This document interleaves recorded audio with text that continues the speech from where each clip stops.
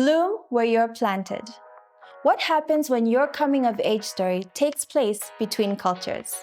Thanks to Okello Digital Library, this was part of the conversation that I had on this week's episode of the Thando Book Club. I got to speak to Stephanie Taderera, a PR, marketing, and communication specialist. She shared her book choice and why she chose it. So make sure you stay tuned as we go beyond the pages.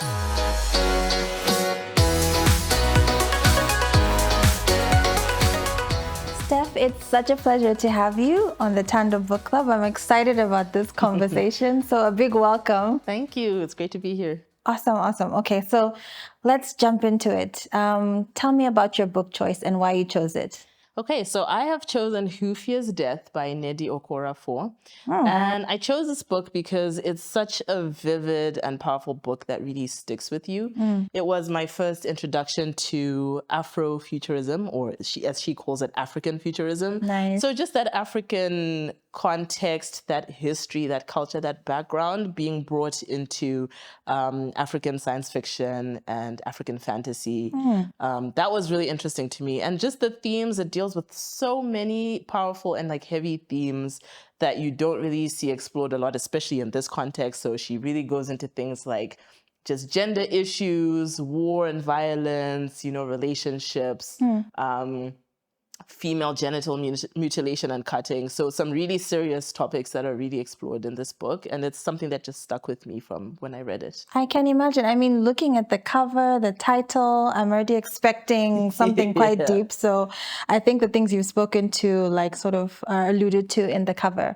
But okay, so you've listed quite a few things, but let's jump into one of the themes that really resonated with you from the book. Okay, this book, it's a coming of age story. So it really looks a lot at just that exploration of womanhood and African womanhood, that journey from girl to woman, following the protagonist as she sort of finds her power and kind of steps into herself and takes up space in the world. So that dynamic of girl to woman and the expectations that are on her because of her gender, because of her age, and just trying to find her way through the world. Okay, so how does that speak to you? What was your journey like, in the world of girlhood and figuring yourself out? Yeah, it's, I think one of the big things that I resonated a lot is she's journeying through so much of this book. So because she's an outcast, because of the circumstances of her birth, she is used to not being accepted and having to try and find her way culturally amongst people that don't really see her or can't really understand her. So because of the way that I grew up kind of in and out of Zim, kind of going between cultures, just that aspect of you're trying to find who you are and establish yourself and learn who you are for yourself, but you're also trying to do it among people who have certain expectations culturally or people who are not, this is not home for you. So you're constantly trying to navigate between the self and what everyone around you is expecting of you. I mean, that's definitely a big challenge. It's something that I can relate to as well. But I'm also wondering, when you were in and out, did you also subconsciously sort of compare where you were versus coming back to Zim? Yeah, I think it's hard not to. It's kind of that idea of third culture kid, right? So you're kind of, at any given point, you're mishmashing all your cultural experiences and it's becoming this melting pot where you're creating something out of your own identity and out of everything that you're experiencing. So there's always that, when you go somewhere new, there's that culture shock where you've gone and then you come back and there's that re-entry shock. And for me, a lot of people, a lot of Zimbabweans nowadays are going out there in the world and a lot of people are not coming back or they come back very rarely. But for me, because it was very kind of frequent every couple of years, in, out, there was a very frequent sense of that, going out there and then coming back and then the expectation that you're going to slot back in right where you left off and that kind of thing. But then all your experiences are changing you as you go through the world. I mean, I had my own experience with that, but I'm curious, how did you find people looked at you when you came back, right? So you said they expected you to just slot in, but did you find that the way that they interacted with you shifted as well, with you sort of coming back maybe a little bit different each time? I think there are certain expectations that you can see evolve with that idea of becoming of age and that girl to woman shift. So there's certain kind of milestones that are expected, that like, now you're becoming a young woman. Now we have certain expectations about as you enter adulthood, people start looking at marriage and all those sorts of dynamics. And this is a book that really looks a lot at ideas around like bodies and shame and sexualities and that sort of thing. So there are some sort of expectations that naturally come up as your age shifts. But there's also that issue of people being used to a certain version of yourself. And that's something that this protagonist also struggles with a lot.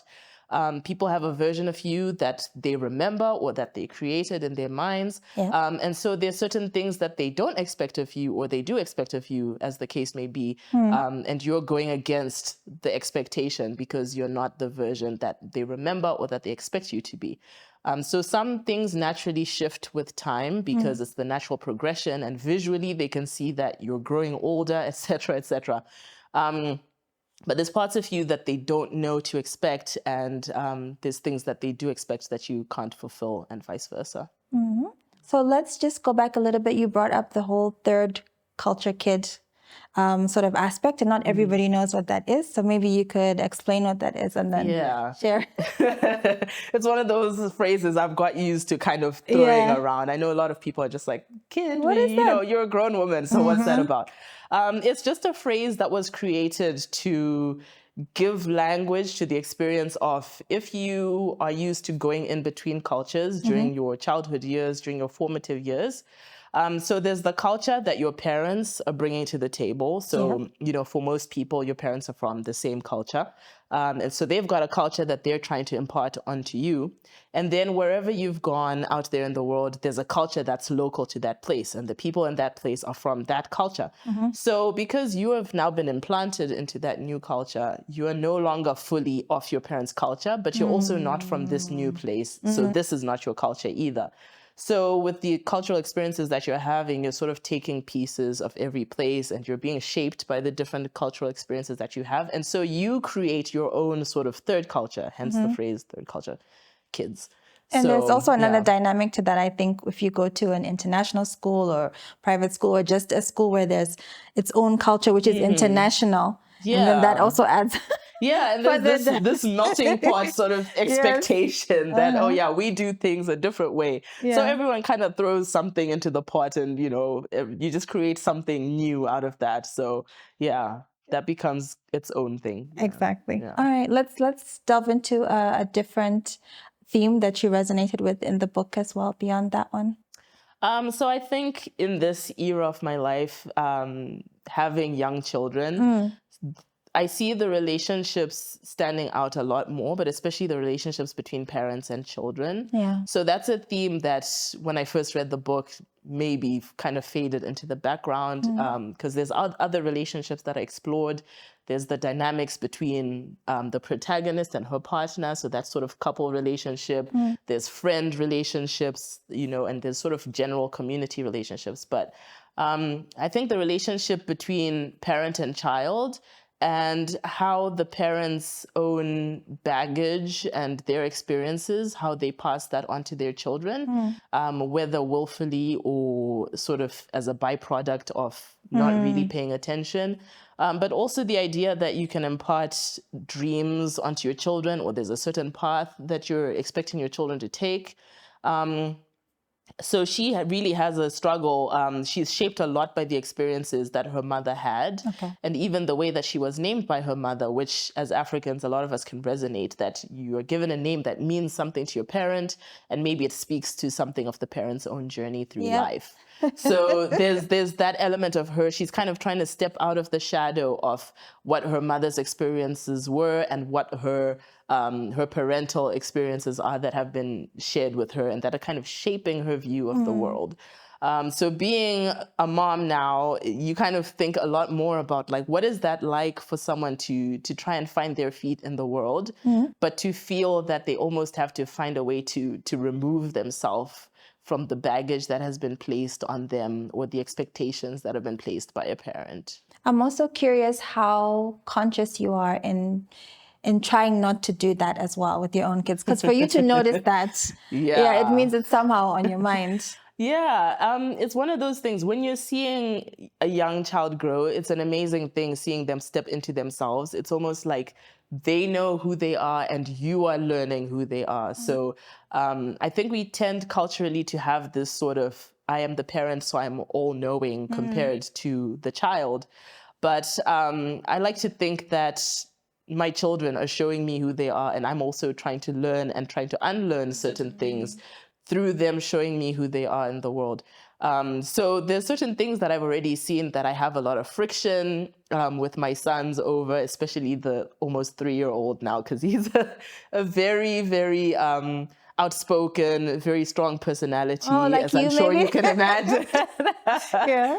So I have a lot of moments where I have to take a step back and ask myself, like, what is my resistance in this moment to, maybe he's trying to get me to do something a different way from how I want to do it, and I'm fighting him on it. And then when I take a step back, I realize that there's actually no reason we can't do what he's requesting or what he's proposing, or to do it a different way.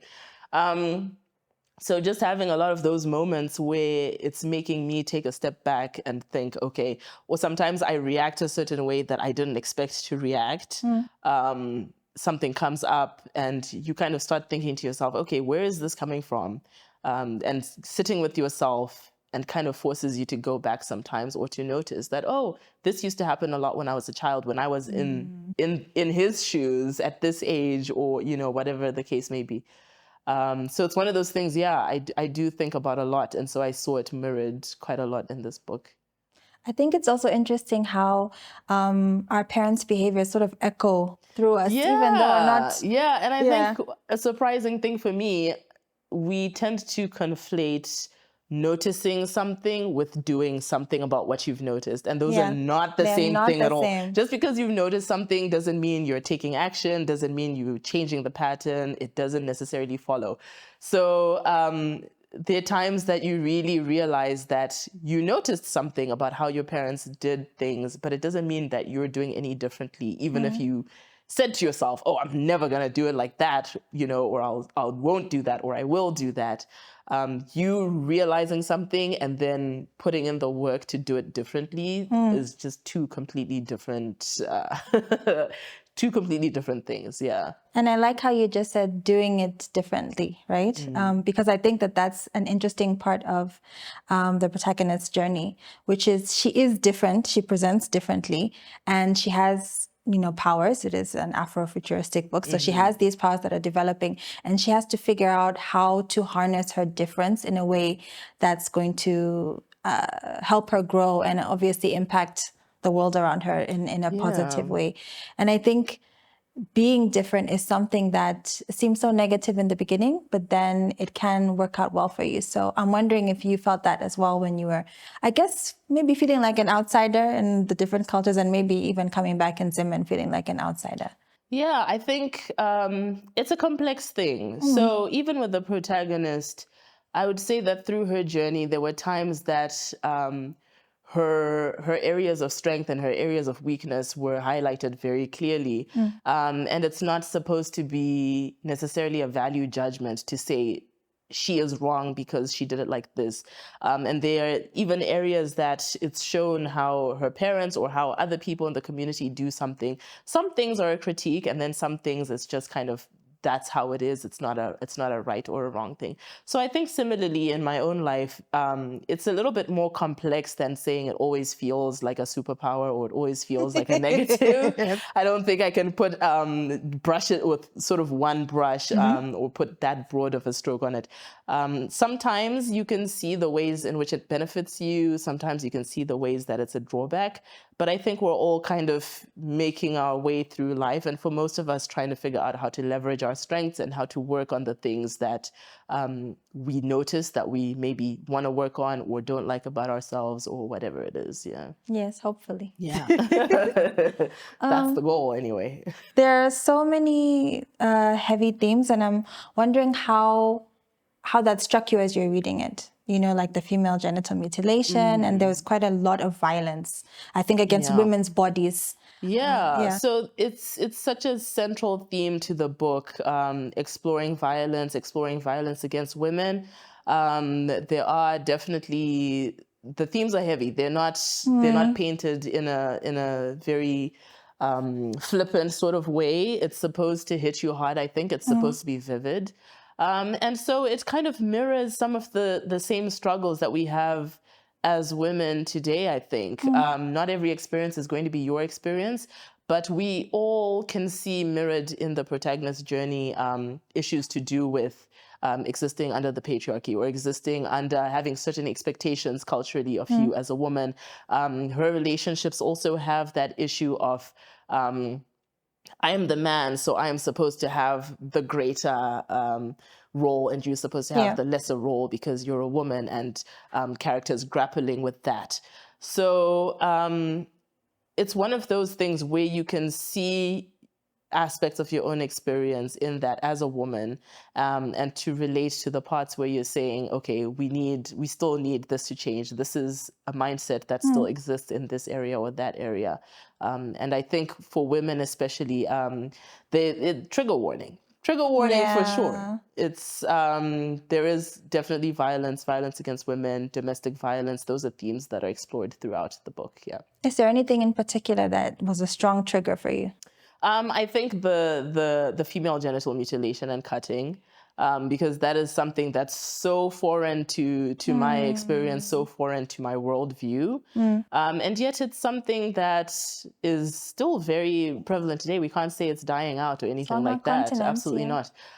So it was very eye-opening to see not just the physical manifestation of what that does, but how that ties into issues of shame, issues of having agency over your body, how that thread was then interwoven, because that was, it was supposed to represent their coming into womanhood, and there were expectations of having gone through that ritual of how you're going to behave, how you're going to present yourself and move through the world, right?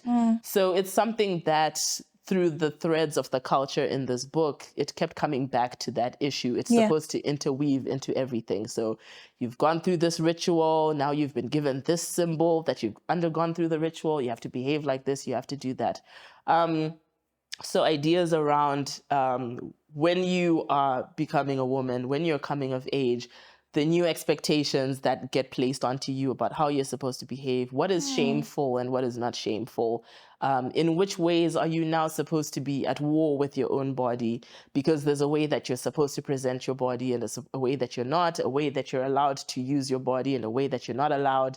And I think that's something that just about every woman can relate with. Definitely. I think for me it was very jarring, going from an adolescent or a young girl into teenagehood, and just recognizing that all of a sudden you might still have the mind of a child, but now the world around you perceives you as a young woman because your body is shifting. Yeah, and the violence that you become exposed to because of how you are perceived, and there's a lot of battle, and it's grappled with a little bit in the book, the battle between people blaming victims of violence versus supporting or affirming or helping someone who's survived violence and gone through something. Yeah. I mean, it's a lot to take in, and I think it also impacts the way you might relate to yourself as a female, right? Because you're being almost assaulted in a way by things you didn't expect. One moment you're a child, and then the next minute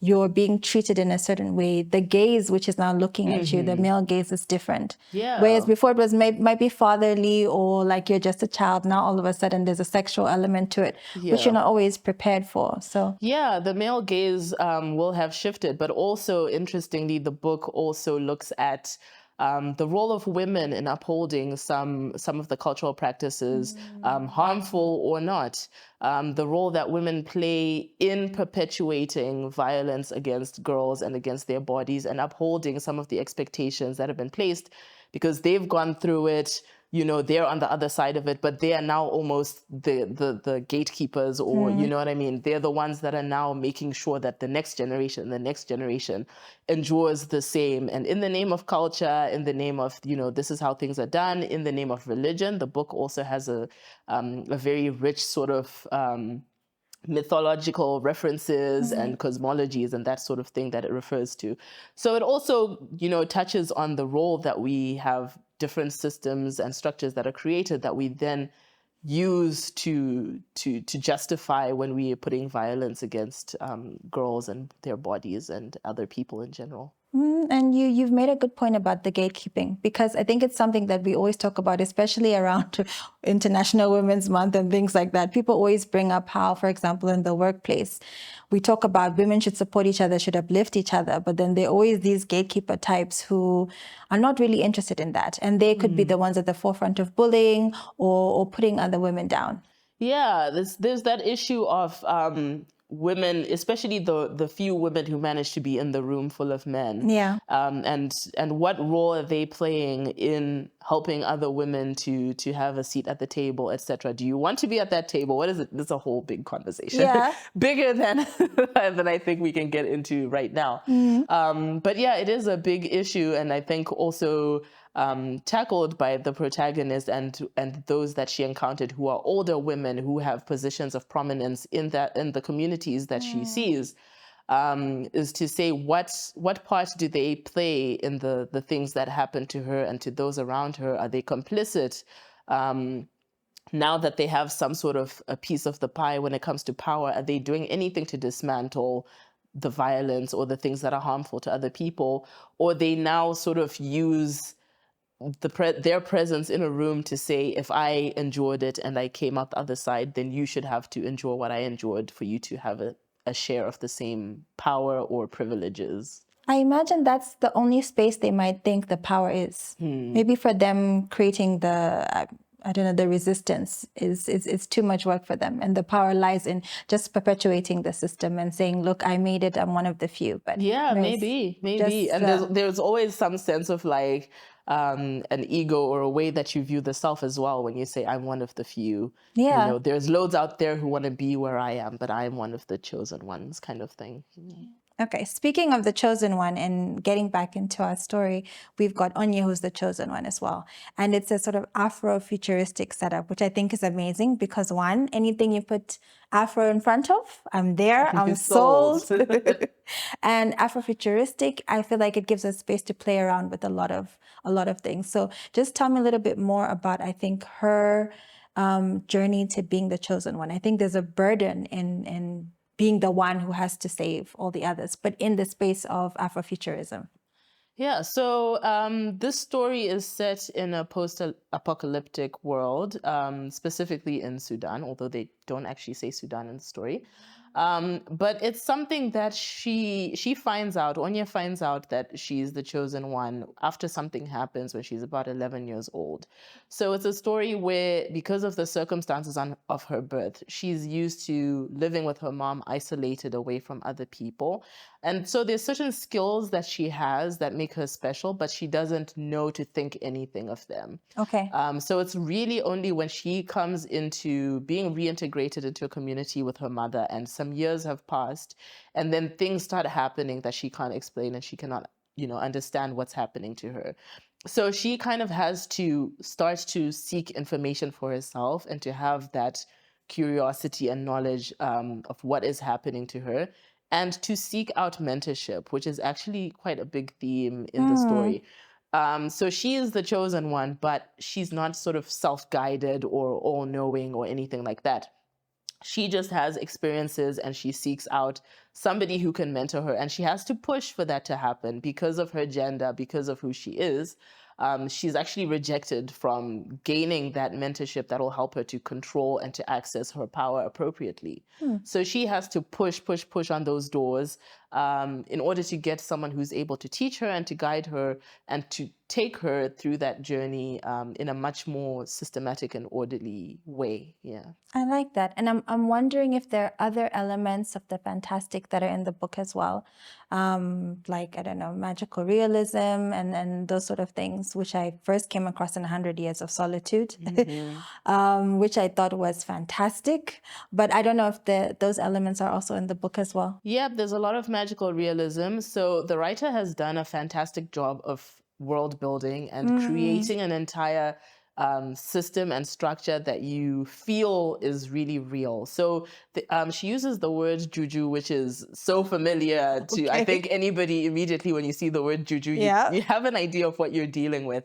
But she kind of breaks it down into the smallest pieces and builds it up again to say, these are the sort of beliefs. There is a book, a religious book that is followed by a lot of the people that we see in the book. Okay. It's called the Great Book.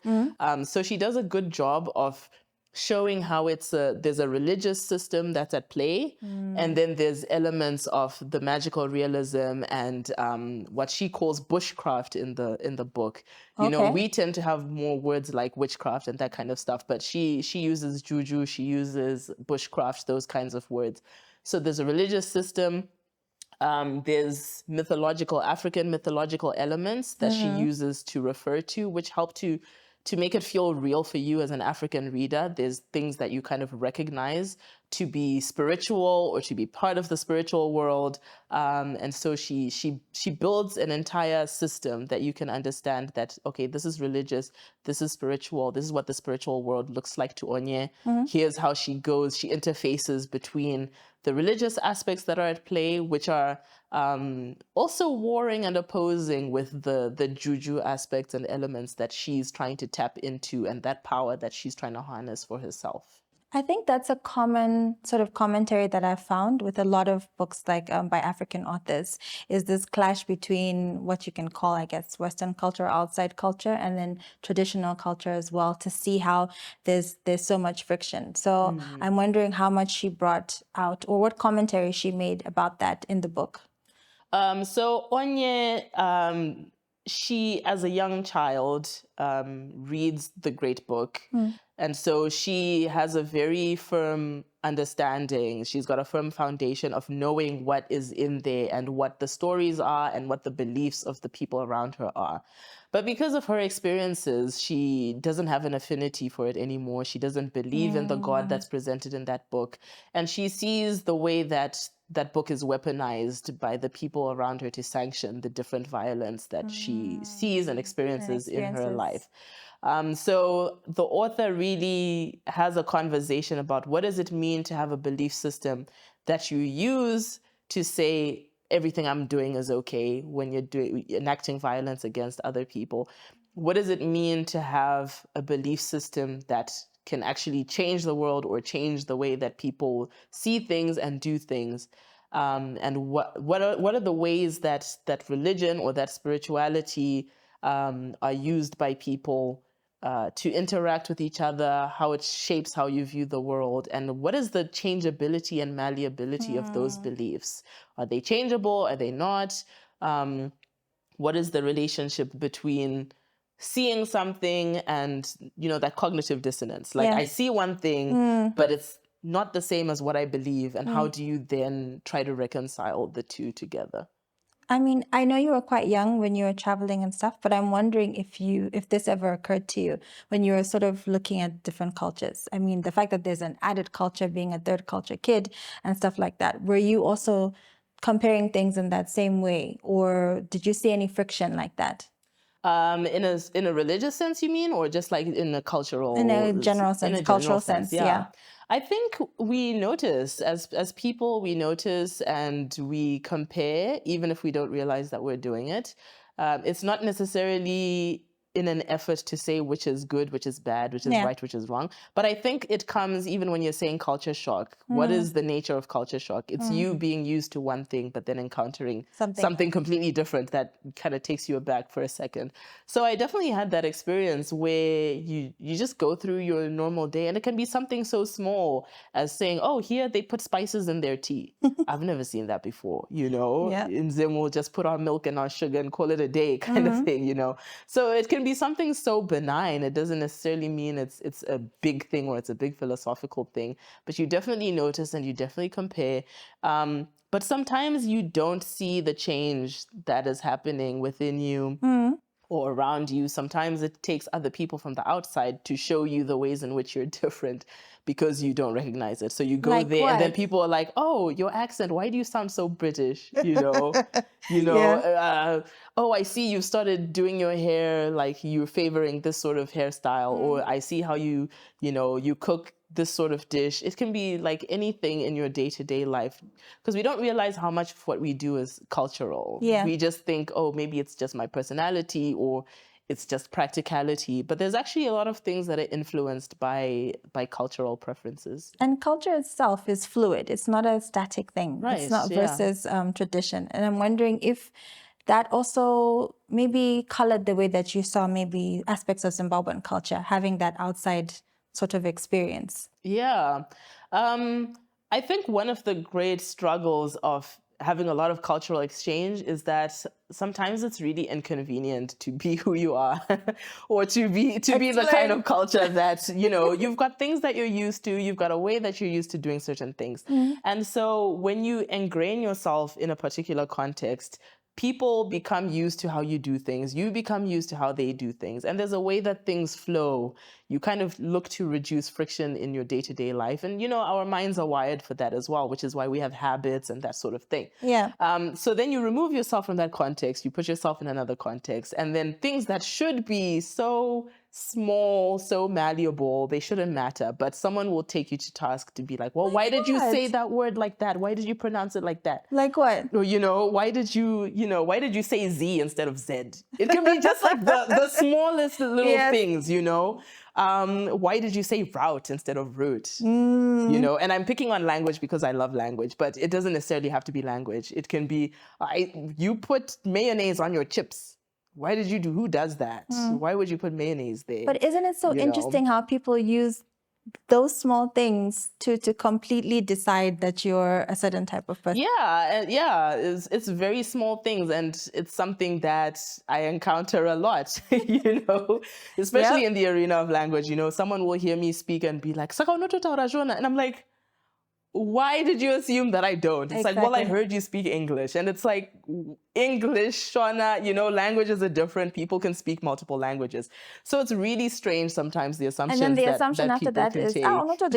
Yeah. And then it just keeps getting worse. You're like, what did you want this to be? Yeah, which is why, so like for me growing up, one of the things I used to say, which I think was a little deeper than I realized at the time, was that, oh, I like being an outsider, because people kind of take you at face value and say, oh, this is how she does it. Yeah. Okay, well, she's not one of us. Let her do it how she wants Isn't to do that it. interesting? But then when you are now back, you know, people expect that you're one of them, you know, then everything you do is questioned, and then it's no, but that's not how we do it. So you need to stop, you know, these childish things and fall back into line and do the things how we do them. But I think that's an interesting point that you're making, because when you then start to look at, let's say, what we're calling Zimbabwean, different groups of people within Zim also do things differently. Yeah. So you don't have like one perfect example of what is Zimbabwean. Exactly. You've got different faces of what Zimbabwean is. And then we have this maybe blanket things that we can say generally. But different people do things differently based on how they've grown up. But when you are obviously an outsider, accent, dressing, I don't know, looks, whatever it is, then there's an opportunity to say, oh, we do things like this. Yeah, you do it how you do it, and here's how we do it. But yeah, that's a very important point. You know, we've painted ourselves as Zimbabweans as being sort of homogenous. We are a monolith. We have, you know, English and Shona and Ndebele, and leave it at that, and kind of thing.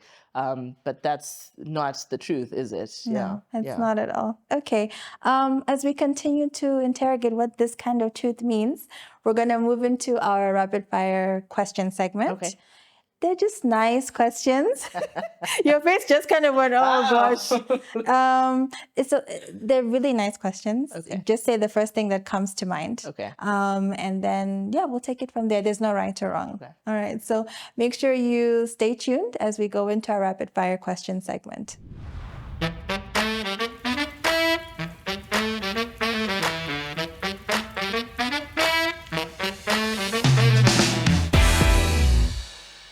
You ready for the questions? I'm ready. Okay. Born ready. All right, let's start with an easy one. Hardback versus paperback.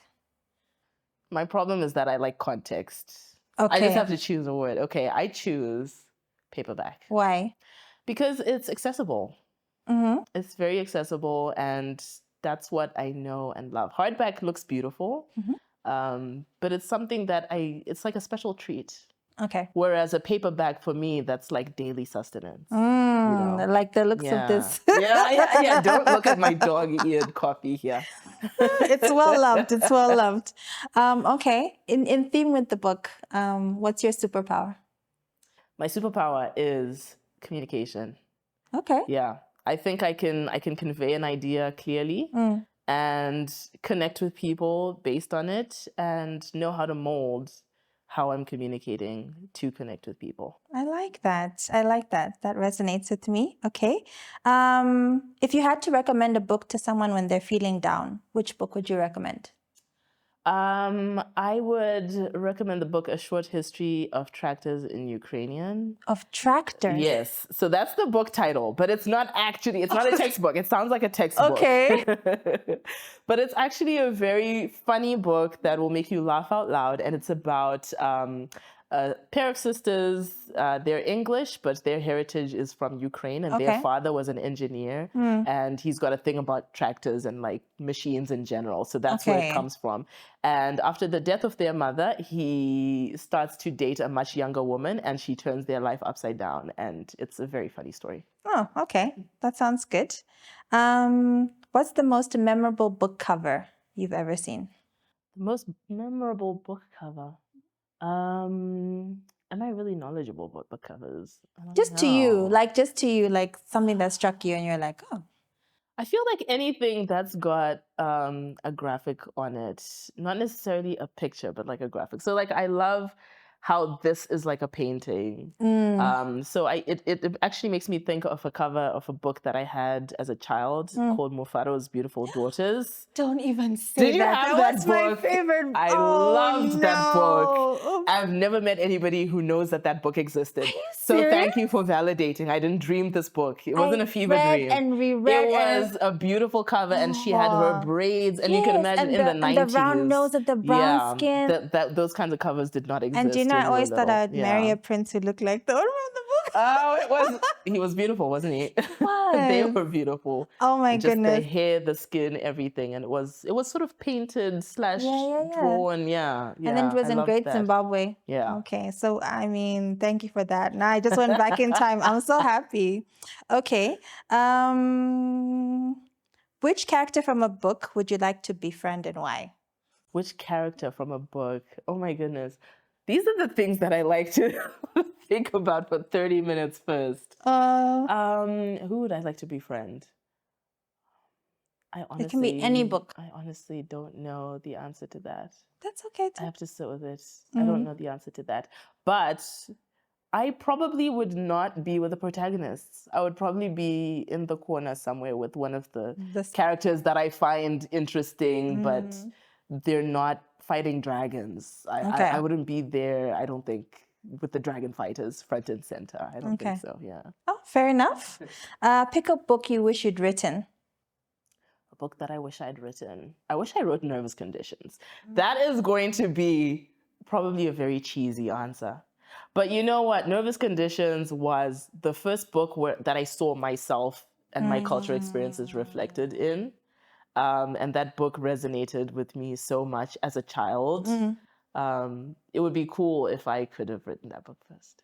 I feel like that's the book of Zimbabwe. Yeah, that's our national book. Men, women, everyone is just like nervous conditions, nervous conditions. Okay, if you had to come up with the name of your autobiography, what would it be? The name of my autobiography. It would probably be something about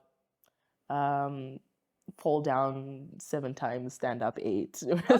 Something like that. Okay. Just something that speaks to just trying and trying and trying again and showing up. Yeah. I like that. Yeah. Okay. And finally, if you had to leave the country to write a book, to write your book, where would you go and why? If I had to leave the country to write my book, somewhere where I would be just in nature and in solitude. So somewhere really green, probably pretty isolated.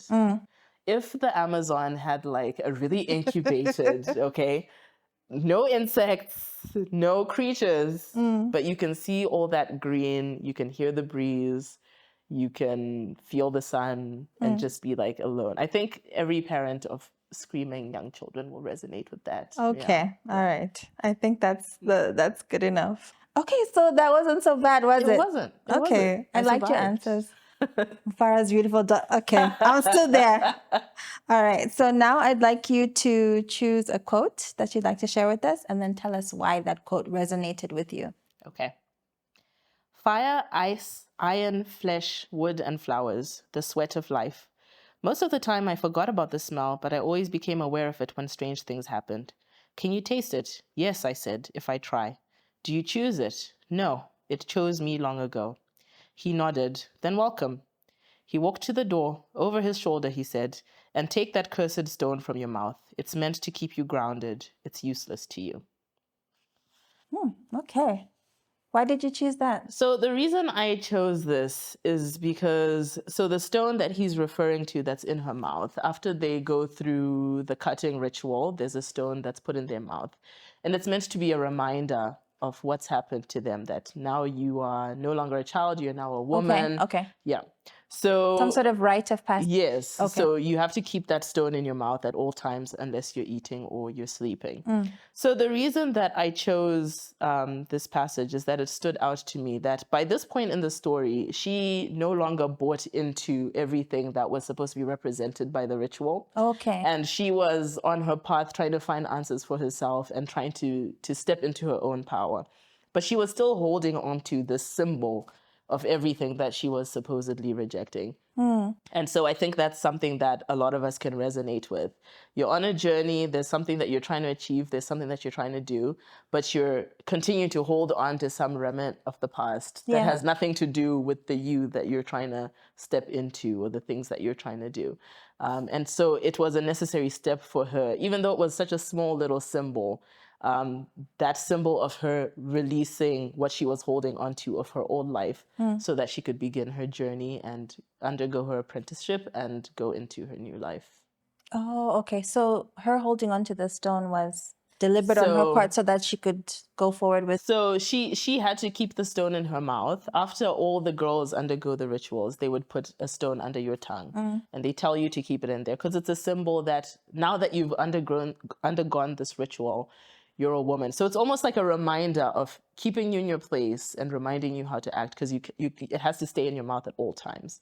Forever. So yes, unless you're eating, unless you're sleeping. So you can't shout, you can't, just talk any which way, otherwise it'll escape out of your mouth, right? So it was like a subtle reminder. After having gone through that mutilation, then they put that stone in your mouth and it keeps you in your place. And it's something that was meant to tie her down and remind her of how she was supposed to act and how she was supposed to conform. So when she then went to talk to her new master that she wanted to mentor her, he told her that she needed to remove it from her mouth and not keep it there anymore. But she had been holding on to it.